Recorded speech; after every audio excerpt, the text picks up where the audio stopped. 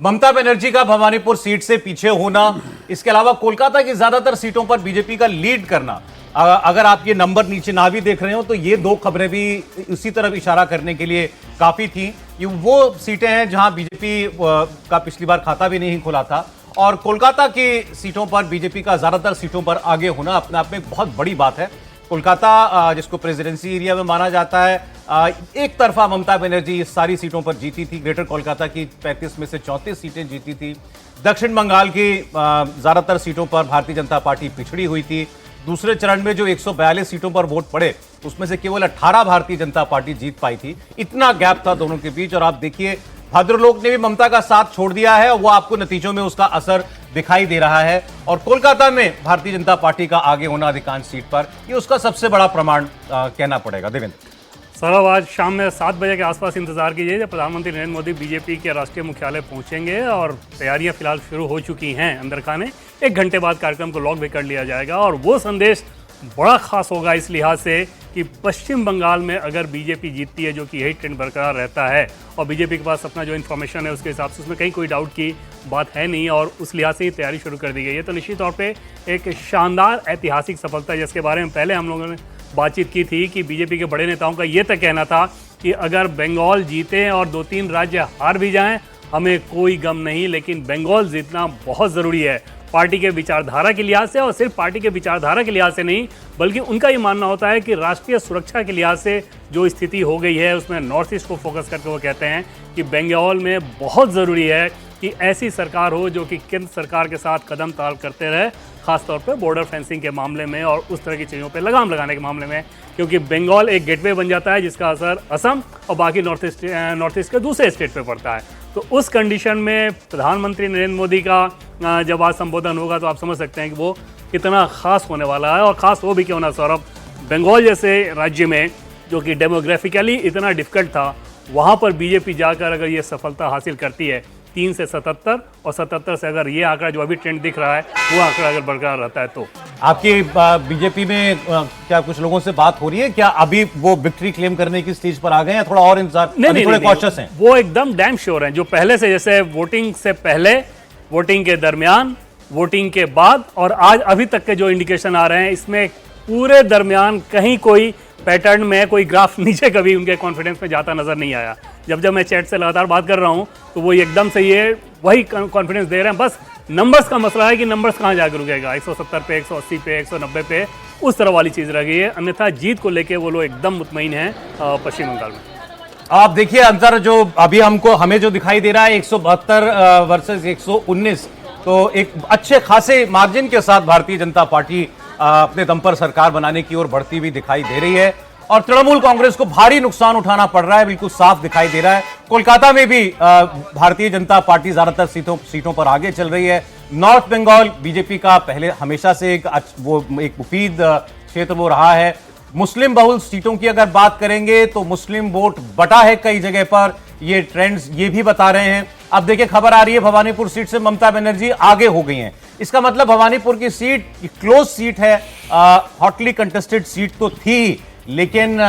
जैसे गिनती आगे बढ़ रही है, कभी ममता बनर्जी कभी शुभेंदु अधिकारी आगे हो रहे हैं, इसका मतलब मार्जिन बहुत कम है। दोनों एक दूसरे को बहुत कड़ी टक्कर भवानीपुर में दे रहे हैं, लेकिन sitting chief minister Mamata Banerjee का घर उस सीट वहां पर है, वहां पर अगर फाइट भी हो रही है तो ये भी ममता बनर्जी के लिए कोई अच्छा रिफ्लेक्शन नहीं है। इस इलेक्शन में उनकी पार्टी की हालत भी उसी ओर आपको इशारा करती हुई दिखाई दे रही है। जी बिल्कुल, आप ठीक कह रहे हैं। और ये जब एक बार हम लोग पहले भी चर्चा कर रहे थे कि अगर ममता बनर्जी भवानीपुर से हार रही हैं तो इसका मतलब भारतीय जनता पार्टी के जीतने के चांस पहले ही खत्म हो गए हैं। और ये जो साइकोलॉजिकल एक टीएमसी के माफ करिएगा, टीएमसी के हारने की पटकथा उसी समय लिख दी गई थी जब ये साइकोलॉजिकल एक वॉरफेयर का ये एक दाव था भारतीय जनता पार्टी का कि ममता बनर्जी के खिलाफ उनको ले जाया जाए जो एक बार उनको हरा चुके हैं। तो शुभेंदु अधिकारी को भवानीपुर ले आना ही अपने आप में एक मैसेज देना था, वो दिया। और जो अभी हम लोग जिस तरह से वोट के आंकड़े देख रहे हैं और नंबर ऑफ सीट्स देख रहे हैं, ये अगर इस तरह का इलेक्शन है कि हिंदू जहां भी इस स्थिति में है कि वो भय मुक्त होकर के जाकर के वोट करे। देखिए अभी भी आप देखिएगा मालदा में, मुर्शिदाबाद में या उत्तरी दिनाजपुर में या बीरभूम में, ऐसे इलाकों में रिजल्ट वैसा ही होगा जैसा पहले था, मतलब तृणमूल कांग्रेस ही आगे होगी। लेकिन ऐसे इलाके जहां मुस्लिम आबादी 30% से कम है, 40% से कम है, वहां हिंदू निकल के वोट दिया है भय मुक्त होकर के, और वो चुपचाप जाकर के, उसने भले बहुत ऊपर द ग्राउंड नहीं दिख रहा हो, ये कोई लहर नहीं दिख रही हो, ऐसा नहीं दिख रहा हो कि हिंदू बड़े खुल करके कह रहे कि हम ममता बनर्जी को वोट देंगे, लेकिन उसने जाकर के वोट दिया। एक जो फियर फैक्टर ये कहा जा रहा था कि जो अभिषेक बनर्जी के कहने से डर जाएगा, उन्होंने जो डराया है कि हमको पता चल जाएगा कि कौन किसको वोट दे रहा है और फिर हम चुनाव के बाद देख लेंगे, तो उससे ऐसा लग रहा था कि डरेंगे लोग, तो वो डरे नहीं। आगे भरोसा और जो क्लीन एंड क्लियर इलेक्शन की जो बात हो रही थी, free and fair clean election की जो बात हो रही थी कि छापा मुक्त, यानी कि जो एसआईआर में नाम कटे, ठीक है कुछ नाम आपके लिए डिबेटेबल हो सकते हैं, आपके सवालों में हो सकते हैं, लेकिन एक बड़ा परसेंटेज ऐसे वोट बैंक का भी था जो वहां नहीं रहता था, उसने अपना कहीं और वोट ट्रांसफर करा लिया था, या वो इस दुनिया में थे ही नहीं, डेड वोटर्स थे, तो वो भी एक बड़ा मामला था। और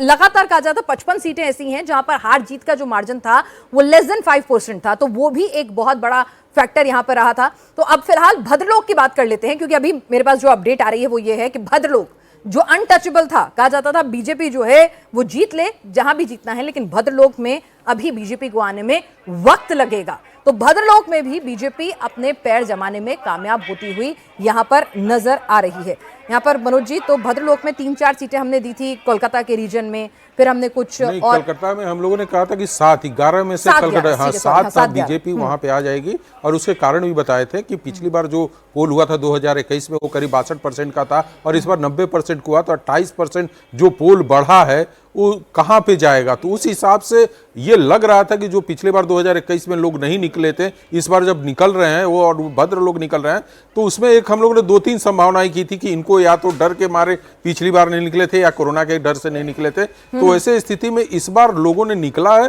पोल किया है, और उसमें ईसीआई का जो रहा मैनेजमेंट और जिस तरीके से पोजीशन रहा, तो उस हिसाब से लगा कि नहीं इस बार का भद्र जो है वो एक अपनी भद्रता दिखाते हुए खुलकर वोट किया है उन्होंने। लोग जो है देखिए, दूसरी बात है कि अभी शिवेंदु अधिकारी जो पिछड़े हुए हैं वो सिर्फ 800 वोटों से पिछड़ रहे हैं, और 15 लाख से ऊपर लोगों ने इस बार बीजेपी को अभी तक के आंकड़े में, ईसीआई के आंकड़े में लोगों ने वोट दिया है, जबकि इसमें काफी पिछड़ते हुए दिख रही है। 3 राउंड का ममता बनर्जी का तीसरा राउंड कंप्लीट हो चुका है, यानी कि अभी 17 राउंड वहां बाकी है, तो बहुत उतार चढ़ाव देखने को मिलेगा। चलिए, तो अभी ये भवानीपुर की सीट के बारे में एक और डेटा आपको दे दूं कि 58,000 वोटों से पिछली बार दीदी जो है वो जीती थी। हालांकि वो बाय इलेक्शन था तो वहां पर स्थितियां अलग होती हैं, और जब आपको पता हो कि भाई कोई सत्ता में आ ही गया है, और उसके बाद जो एसआईआर में नाम कटे हैं वो लगभग 50,000 थे, और यहाँ पर शुवेंदु अधिकारी ताल ठोकने वैसे आ गए, तो ये तमाम, और वहां पर 24% वोटर टर्नआउट ज्यादा हुआ। तो ये सारे जो फैक्टर्स हैं मिलके कहीं ना कहीं शुवेंदु अधिकारी जो बार बार आगे निकल रहे हैं ना, इस गणित को सॉल्व कर रहे हैं।